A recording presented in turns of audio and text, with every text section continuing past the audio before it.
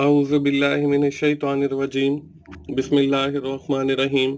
अस्सलाम वालेकुम दोस्तों, मैं हूं मोहसिन रज़ा और आप लोग देख रहे हैं 24/7 टीचर्स ऑनलाइन। दोस्तों, क्लास चल रही है हमारी कंप्यूटिंग की और आज उस सीरीज का हमारा 22वां लेक्चर है। दोस्तों, आज की क्लास में हम एक बहुत अहम टॉपिक कंप्यूटिंग का शुरू करने जा रहे हैं, जिसे हम कहते हैं एल्गोरिदम्स। दोस्तों, कंप्यूटर एप्लीकेशंस के अंदर इस टॉपिक की बहुत ज़्यादा अहमियत है, तो इसलिए एग्जाम पॉइंट ऑफ व्यू हो या आपकी असाइनमेंट रिलेटेड कोई भी चीज़ें हों, तो एल्गोरिदम्स से रिलेटेड काफ़ी कुछ जो है वो आपकी इन सारी चीज़ों के अंदर आता है। इसलिए इसको समझना जो है वो बहुत ज़रूरी है। तो चलिए दोस्तों, हम आज की क्लास शुरू करते हैं, लेकिन आज की क्लास शुरू करने से पहले हम लोग जो है अपनी पिछली क्लास का रिव्यू कर लेते हैं कि हमने पिछली क्लास के अंदर क्या पढ़ा था। दोस्तों, पिछली क्लास के अंदर हम लोगों ने बात की सिक्योरिटी अटैक्स के हवाले से। हमने different types of security attacks को देखा। Along with that we have also seen about the different prevention method from the these security attacks. इसके बाद हमने एक मेथड इंक्रिप्शन का भी देखा, जिससे हम सिक्योरिटी अटैक से बच सकते हैं। At the end of our previous class we have also studied about the legal approaches to the network security attack. हमने कुछ लॉज एंड रेगुलेशंस की बात की कि अगर कोई बंदा उन सिक्योरिटी अटैक्स को या लॉज को ब्रीच करता है तो उसकी क्या सजा वगैरह हो सकती है। दोस्तों, आज की क्लास में जैसे मैंने पहले भी बताया कि हम लोग बात करने वाले हैं बहुत अहम टॉपिक के हवाले से, जिसको हम एल्गोरिदम्स कहते हैं। हम देखेंगे एल्गोरिदम्स क्या होते हैं, इसकी रिक्वायरमेंट्स क्या होती हैं।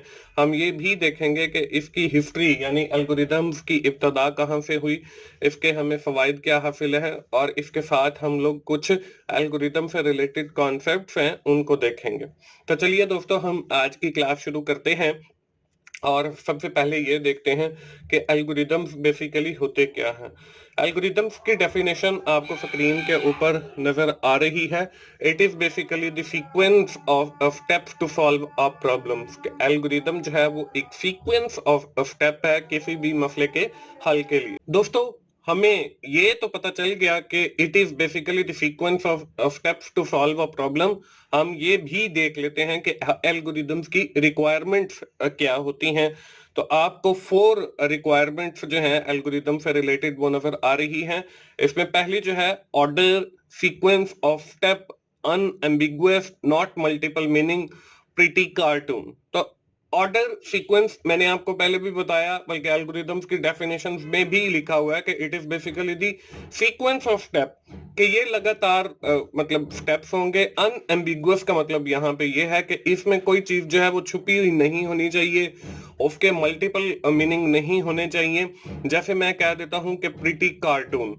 अब प्रिटी कार्टून जो है, इसमें हमें नहीं पता चल रहा कि वो प्रिटी कार्टून जो है वो फीमेल्स के हैं, वो प्रिटी कार्टून जो है वो मेल्स के हैं, वो प्रिटी कार्टून जो है वो किसी एक इवेंट के हवाले से हैं, वो क्या खूबसूरती के हवाले से बात की जा रही है। तो आपका जो एल्गोरिदम है उसके अंदर कोई अनएम्बिगुअस बात नहीं होनी चाहिए, बल्कि एक सीक्वेंस, एक ऑर्डर के साथ स्टेप्स होने चाहिए। इसकी जो दूसरी रिक्वायरमेंट है वो है लिमिटेड नंबर ऑफ स्टेप, कि आपके स्टेप्स इतने भी ज्यादा नहीं होने चाहिए कि उस मसले के हल के लिए जो है हमने कोई 15 स्टेप्स बना दिए, लेकिन वो मसला जो है बहुत पहले हल हो सकता था विदाउट फॉलोइंग दीज 15 स्टेप्स। तो हमें जो है वो लिमिटेड नंबर ऑफ स्टेप्स रखने चाहिए किसी भी मसले के हल के लिए। उसके बाद है एग्जीक्यूटेबल, के हमने जो स्टेप्स बनाए हैं वो एग्जीक्यूटेबल हो। ऐसा ना हो कि हमने स्टेप्स बना दिए हैं, हमने 4 स्टेप कर भी लिए हैं, 5वें पे जाके हमें पता चला कि ये एग्जीक्यूटेबल नहीं है, तो फिर वो एल्गोरिदम जो है ठीक नहीं होगा। इसके बाद आखिरी जो है वो है टर्मिनेटिंग प्रोसेस, कि हमारा जैसे हर काम का आगाज होता है तो इसी तरह हर काम का जो है वो इख्तिताम भी होना चाहिए। तो हमारा जो भी एल्गोरिदम हो उसका एक स्टार्टिंग पॉइंट तो होता ही है, तो इसका एक टर्मिनेटिंग प्रोसेस भी होना चाहिए। दोस्तों, ये है एल्गोरिदम के हवाले से। अब हम अगली स्लाइड पे चलते हैं, बल्कि इसी स्लाइड के ऊपर ही हम एक एग्जांपल देख लेते हैं। इसमें चाय बनाने के हवाले से एक एग्जांपल है, और इसमें देखें डिफरेंट सीक्वेंस ऑफ स्टेप्स दिखाए गए हैं। अगर आप इन सीक्वेंस को, इस ऑर्डर को फॉलो करेंगे, देन ही जो है you are able to make a cup of tea. उसी सूरत में हम एक कप ऑफ टी बना सकते हैं। इसमें पहला जो है, put water into the kettle, boil water, फिर हमने पानी को उबालना है। Put tea into the water, हमने उसके अंदर चाय शामिल करनी है। ऐड शुगर, शुगर ऐड करनी है। ऐड मिल्क, दूध ऐड करना है। Put tea into the cup, हमने कप के अंदर चाय डालनी है और फेच कप, और कप को पकड़ लेना है या हासिल कर लेना। तो इस तरीके से हमने जो है चाय बनाने का हमारे पास एक प्रॉब्लम था और 7 स्टेप्स के अंदर जो है हमने वो सॉल्व कर लिया। तो इसी तरह कंप्यूटिंग के अंदर भी हमारे पास डिफरेंट प्रॉब्लम्स हमें देखने को मिल सकते हैं, जिनको हमने बाय फॉलोइंग सम स्टेप्स उनको हम बड़ी आसानी के साथ सॉल्व कर सकते हैं। दोस्तों, ये तो है एल्गोरिदम की बात। हम देख लेते हैं कि जो एल्गोरिदम की इब्तिदा है वो कहां से हुई। Mohammad ibn Musa al Khwarizmi के नाम से एक साइंटिस्ट थे, बल्कि मैथमेटिशियंस थे, जिन्होंने एल्गोरिदम्स की इब्तिदा की। The word algorithm is defined by the Muslim mathematician Mohammad ibn Musa al Khwarizmi के नाम से ये मशहूर थे। He defined some principle to solve the problem. उन्होंने जो है कुछ प्रिंसिपल, कुछ असूल वज़ा किए किसी भी मसले के हल के लिए। These are follow: break down the problem into the sub problem, कि जब आपके पास कोई एक बड़ा मसला हो, आप उसको छोटे छोटे मसलों के अंदर तकसीम कर लें सबसे पहले। अरेंज द सब प्रॉब्लम, फिर आपने जो है उन प्रॉब्लम्स को अरेंज कर लेना है। सॉल्व देम सेपरेटली, आपने हर एक को अलग अलग सॉल्व करना है। कंबाइन दी सोल्यूशन, फिर आपने उस सोल्यूशन को कंबाइन कर लेना है, तो आपकी प्रॉब्लम जो है वो सॉल्व हो जाएगी। अभी इसकी मिसाल ली जा सकती है कि हमने जो है लाहौर जाना है, हमारे पास एक प्रॉब्लम है, हमने लाहौर जाना है, तो हम इसको सब प्रॉब्लम्स के अंदर डिवाइड करेंगे कि टिकट एक बंदा लेगा, एक बंदा खाने का इंतजाम करेगा, दूसरा बंदा हमारी ट्रैवलिंग का, रिक्शे का इंतजाम करेगा जब हम लाहौर पहुंच जाएंगे। तो इस तरीके से ये डिफरेंट स्टेप्स हमने ब्रेक डाउन कर, अब हमने हर स्टेप को जो है अरेंज करना है कि सबसे पहले टिकट खरीदी जाएंगी या सबसे पहले खाने का इंतजाम किया जाएगा। अरेंज करने के बाद हमने हर प्रॉब्लम को जो है डिफरेंट सॉल्व कर लेना है, और एंड पे जो हम लाहौर पहुंच जाएंगे तो हमने उन सारे सॉल्यूशंस को कंबाइन किया है। तो इस तरीके से एल्गोरिदम जो है वर्क करता है। और दोस्तों, अगली स्लाइड पे हम देखते हैं कि इसके हमें क्या फवाइद हासिल हैं when we are following the algorithms, जब हम किसी भी मसले के हल के लिए एल्गोरिदम्स को फॉलो करते हैं। तो एल्गोरिदम जो है, ये बात तो ठीक है कि ये हमें ऑप्टिमल सॉल्यूशन प्रोवाइड करता है किसी भी मसले के हल के लिए। इसके साथ ही प्रोवाइड फास्टर सॉल्यूशन, हमें जल्द किसी मसले का हल मिल जाता है। इसके बाद है do not consider the possible alternative, हम जो है फिर दूसरे अल्टरनेटिव की तरफ नहीं जाते जब हमें पता है कि ये जो एल्गोरिदम है हमें बेस्ट रिजल्ट देगा। इसके बाद है प्रोवाइड इमीडिएट सॉल्यूशन, जब फास्टर वाली ही बात आ गई कि ऑन द स्पॉट हमें सॉल्यूशन मिल जाता है। इसके बाद है हमारे पास प्रोवाइड ग्लोबल स्टैंडर्ड सॉल्यूशन, कि ग्लोबली जो चीजें एक्सेप्ट होती हैं, ये सारी जो बात है एल्गोरिदम्स के, ये with respect to the computing की जा रही है, कंप्यूटर्स के हवाले से की जा रही है। तो इसलिए सिर्फ आपको समझाने के लिए मैं रियल लाइफ से जो है वो एग्जांपल इंक्लूड करता हूं। दोस्तों, इसके साथ जो है आगे हमें कुछ रिलेटेड टर्मिनोलॉजीज हैं एल्गोरिदम्स के हवाले से। इसमें अब्स्ट्रैक्ट है, रिप्रेजेंटेशन है, इसमें प्रोग्राम्स हैं और इसमें प्रोसेसेस है। तो हम देखेंगे कि इनके दरमियान फर्क क्या है और ये जो टर्मिनोलॉजीज या कॉन्सेप्ट हैं ये क्या होते हैं। इसमें जो पहला कॉन्सेप्ट है वो है अब्स्ट्रैक्ट। अब्स्ट्रैक्ट क्या होता है? An abstract is the extraction of relevant information from a large data set, कि आप एक लार्ज डेटा सेट से जो उससे रेलिवेंट इंफॉर्मेशन है उसको निकाल लें, तो इसको हम जो है वो अब्स्ट्रैक्ट कहते हैं। In computer science an abstract is a concept in nature, के जो कॉन्सेप्ट है किसी भी हवाले से, हम कहते हैं कि जी hardware, this is also a concept. हम कहते हैं कि जी सॉफ्टवेयर, ये भी एक कॉन्सेप्ट है। तो ये जब हम किसी बड़ी इंफॉर्मेशन से छोटी इंफॉर्मेशन, हम कहते हैं जी कंप्यूटिंग, उसमें हम जो है हार्डवेयर या सॉफ्टवेयर को अलग कर लेते हैं, तो ये हमारे पास डिफरेंट ऑब्स्ट्रैक्ट बन जाते हैं। इसके बाद हमारे पास जो है रिप्रेजेंटेशन है। अब रिप्रेजेंटेशन के अंदर देखिए, हम कहते हैं एक physical book is representation of a story. Story जो है वो हमारे पास एक ऑब्स्ट्रैक्ट है, और उसमें हमने जो फिजिकल बुक है उस स्टोरी की या बुकलेट है वो हमारे पास उसकी रिप्रेजेंटेशन है। When we are translating this book into another language, हम किसी और लैंग्वेज के अंदर उसको ट्रांसलेट कर लेते हैं तो ये उसकी एक और रिप्रेजेंटेशन है। अब हमारे पास अगला जो है, यहाँ पे आपको एक एग्जांपल नजर आ रही है। मैं बात करता हूँ जी मल्टीप्लिकेशन की। मैथमेटिकल ऑपरेशन है, मल्टीप्लिकेशन, डिवीजन है, हमारे पास सब्ट्रैक्शन है, हमारे पास एडिशन है। तो आगे देखें, एक एग्जांपल के जरिए मैं आपको समझाने की कोशिश करता हूं। Multiplication is basically an abstract a concept. उसके बाद देखें हमारे पास 2+2, ये हमारे पास एक रिप्रेजेंटेशन है मल्टीप्लिकेशन को अप्लाई करने की। आगे देखें, एक और तरीके से वही बात लिखी हुई है कि 2 × 2 = 4। तो ये हमारे पास एक और रिप्रेजेंटेशन है मल्टीप्लिकेशन के हवाले से। तो इसी तरह कंप्यूटिंग के अंदर भी हर चीज का एक कॉन्सेप्ट को हम अब्स्ट्रैक्ट कहेंगे और उसको जो रिप्रेजेंट करना है उसके मेथड्स अलग है। इसके साथ हमारे पास दो चीजें और हैं, एक प्रोग्राम है और एक प्रोसेसेस है। हम देख लेते हैं कि इन दोनों के अंदर फर्क क्या होता है। सबसे पहले आपको प्रोग्राम की डेफिनेशन नजर आ रही है। Formal representation of an algorithm is program, कि जो आपकी फॉर्मल रिप्रेजेंटेशन है किसी भी एल्गोरिदम की, वो आपकी प्रोग्राम है। इसी तरह इसके बाद आपका प्रोसेसेस हैं। तो processes, the activity of executing a program is called process or executing an algorithm. तो हमने वो जो प्रोसेस बनाया है उसको जब हम एग्जीक्यूट करते हैं या उस एक्टिविटी को एग्जीक्यूट करते हैं तो इसको हम प्रोसेस कहते हैं। तो ये बेसिक फर्क है अब्स्ट्रैक्ट एंड रिप्रेजेंटेशन का और प्रोग्राम एंड प्रोसेसेस का। दोस्तों अगली स्लाइड पे चलते हैं और हम देखते हैं कि हम अपने एल्गोरिदम्स को कैसे रिप्रेजेंट कर सकते हैं। हमारे पास डिफरेंट मेथड अवेलेबल हैं through which we have represent the different types of algorithm which we have been studies in our upcoming lectures. तो उसमें जो पहला मेथड हमारे पास अवेलेबल है वो है सूडो कोड का, कि हम अपने एल्गोरिदम को सूडो कोड के जरिए भी रिप्रेजेंट कर सकते हैं।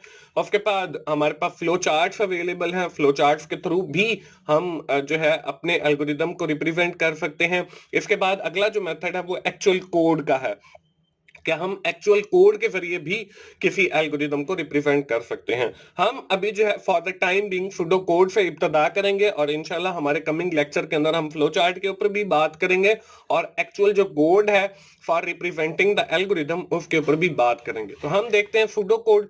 तो सूडो कोड बेसिकली जो है एक नोटेशनल सिस्टम है in which ideas can be express informally during the algorithm development process. We are using rules of programming language. Pseudocode can be break down into the 5 component, कि हमारे पास जो है जब भी हम सूडो कोड लिखते हैं किसी भी प्रोग्राम के हवाले से, किसी भी मसले के हल के हवाले से, तो हमारे पास जो है नोटेशनल सिस्टम है ये, जिसके थ्रू हम उस एल्गोरिदम को रिप्रेजेंट करते हैं। अब सूडो कोड के भी हमारे पास 5 कंपोनेंट्स हैं। The first one is the variable.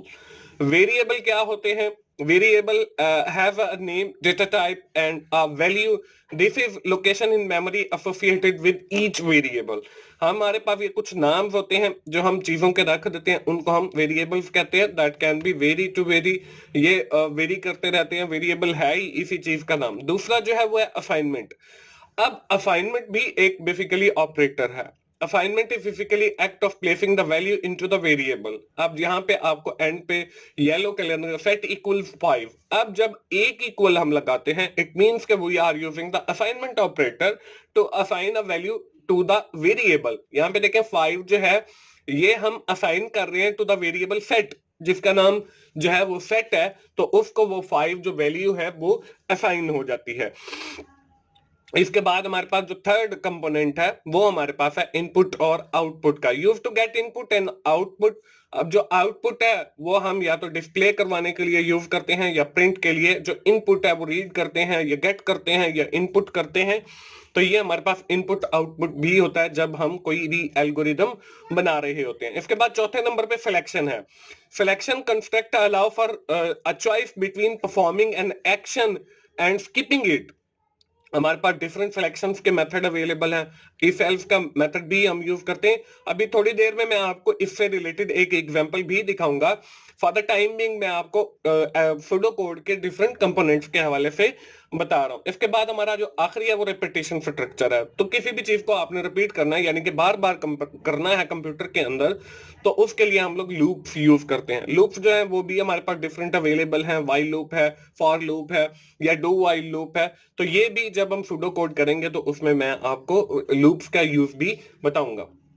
तो दोस्तों अब हम चलते हैं एक एग्जाम्पल के ऊपर और देखते हैं कि हम सुडो कोड जो है वो कैसे राइट करते हैं। एग्जाम्पल आपको स्क्रीन के ऊपर नजर आ रही है। Write pseudo code that tells a user that number they are enter is not a 5 और 6, कि जो उसने नंबर एंटर किया ना तो वो 5 है और ना ही 6 है। अब इसका हम सबसे पहले जो है वो सुडो कोड लिखेंगे और फिर इसका जो एक्चुअल कोड है सी प्लस प्लस के अंदर वो मैं आप लोगों के साथ शेयर करूंगा। तो यहाँ पे सुडो कोड आपको लिखा हुआ नजर आ रही है, ये देखें, रीड इज 5, कि हमने जो है एक वेरिएबल लिया है इस 5 का, जो हमें चेक करके बताएगा कि हमारा जो नंबर एंटर किया है वो ना तो 5 है ना ही 6 है। तो यहाँ पे देखें इफ, ये हमारा वो अब कुछ कंडीशनल स्ट्रक्चर यूज हो रहा है यहाँ पे। इफ इज 5, कि हमारा जो नंबर है वो अगर 5 के इक्वल है तो फिर वो कर दे राइट योर नंबर इज 5, कि अगर 5 के इक्वल है तो हमें एक मैसेज प्रिंट होकर आ जाएगा कि आपका नंबर जो है वो 5 है। एल्स, इसके अलावा वो एक कंडीशन लगाएगा जिसके अंदर वो चेक करेगा कि इज 5 इक्वल 6, कि हमने जो नंबर एंटर किया है वो अगर 6 के बराबर है तो राइट योर नंबर इज 6, कि हमारा जो नंबर है वो 6 है। इसके बाद है एल्स, आखिरी condition, right your number is not 5 not 6, कि अगर हमने ना तो 5 एंटर किया ना ही 6 एंटर किया तो बाय डिफॉल्ट हमें एक मैसेज आएगा योर नंबर इज नॉट 5। तो ये एक छोटा सा प्रोग्राम मैंने लिया है और आपको सुडो कोड के हवाले से समझाया। इसके बाद हम सी प्लस प्लस का भी कोड देख लेते हैं। इसमें देखें इंट इज 5, हमने एक वेरिएबल लिया है सी इन, ये देखें यहाँ पे इनपुट हम करवा रहे हैं। इनपुट आउटपुट हमने पढ़ा है कि कंपोनेंट यूज होता है। इफ जो है ये हमारे पास स्ट्रक्चर है, बाकी वही कोड है। इफ इज इक्वल्स 5, अब यहाँ पे देखें इक्वल्स का मतलब ये है कि वहां पे 5 जो है असाइन हो रहा था इज 5 वाले वेरिएबल को, लेकिन यहाँ पे इक्वल्स का मतलब यह है कि हम कंपेयर कर रहे हैं कि अगर हमारा जो वैल्यू है जो हमने इनपुट किया है वो 5 के साथ बराबर है तो योर नंबर इज 5, और अगर वो 6 के बराबर है तो योर नंबर इज 6, और आखिर के अंदर एक एल्स लगा हुआ है वो see out your number is not 5 और नॉर 6। तो इस तरीके से हम सुडो कोड भी लिख सकते हैं और जो है हम लोग उसका जो है मैंने आपको सी प्लस प्लस का कोड भी दिखाया। ये सी प्लस प्लस का कोड इसलिए दिखाया कि आगे हमारे जो कमिंग लेक्चर आ रहे हैं, बल्कि हमारे इस कोर्स के अंदर इंट्रोडक्शन टू कंप्यूटिंग के अंदर सी प्लस प्लस भी शामिल है, और उसके भी लेक्चर मेरे इसी चैनल टीचर्स ऑनलाइन के ऊपर भी सेपरेट भी अवेलेबल है, और जो इस कोर्स से रिलेटेड हैं वो भी मैं इंशाल्लाह रिकॉर्ड करूंगा। तो दोस्तों ये थी हमारी आज की क्लास। आज की क्लास हम यहीं पे खत्म करते हैं, लेकिन खत्म करने से पहले आज एक एक्सरसाइज भी आपको दी जाएगी जो आपने अगली क्लास में आने से पहले सॉल्व करके आनी है। तो एक्सरसाइज जो है वो आपको स्क्रीन के ऊपर नजर आ रही है, आप जल्दी से अपनी नोटबुक के ऊपर इसे राइट डाउन करें। और इसमें आपने करना क्या है, करना यह है कि आपने इसका सुडो कोड भी लिखना है और इसका HTML सॉरी C++ का कोड भी लिखना है। दोस्तों आज की क्लास हम यहीं पे खत्म करेंगे और क्विकली एक बार हम लोग जो है वो समराइज कर लेते हैं कि आज की क्लास के अंदर हमने क्या पढ़ा है। आज की क्लास के अंदर हम लोगों ने बात की है एल्गोरिदम्स के हवाले से। हमने हिस्ट्री देखी कि एल्गोरिदम्स कब इब्तदा हुई और फर्स्ट जो है एल्गोरिदम का वर्ड किसने यूज किया। हमने उसके फवाइद देखे और उससे रिलेटेड जो कॉन्सेप्ट्स थे, अब्स्ट्रैक्ट का, रिप्रेजेंटेशन का, प्रोग्राम और प्रोसेसेस को हमने देखा। आखिर के अंदर हमने जो है एक मेथड देखा जिसके जरिए हम जो है एल्गोरिदम को रिप्रेजेंट करते हैं और उसको हम सुडो कोड कहते हैं। दोस्तों आज की क्लास यहीं पे खत्म हुई। आखिर में मैं फिर यही कहूंगा कि अगर आपको मेरी वीडियो अच्छी लग रही हैं तो आप उसे लाइक कीजिए, अपने दोस्तों के साथ शेयर किया करें और मेरा चैनल 24/7 टीचर्स ऑनलाइन जरूर सब्सक्राइब कीजिए ताकि मेरी हर आने वाली वीडियो आप लोगों तक पहुंच सके और आप उससे सीख सकें। दोस्तों मिलते हैं अगली कंप्यूटिंग की क्लास में, उस वक्त तक के लिए अल्लाह हाफिज।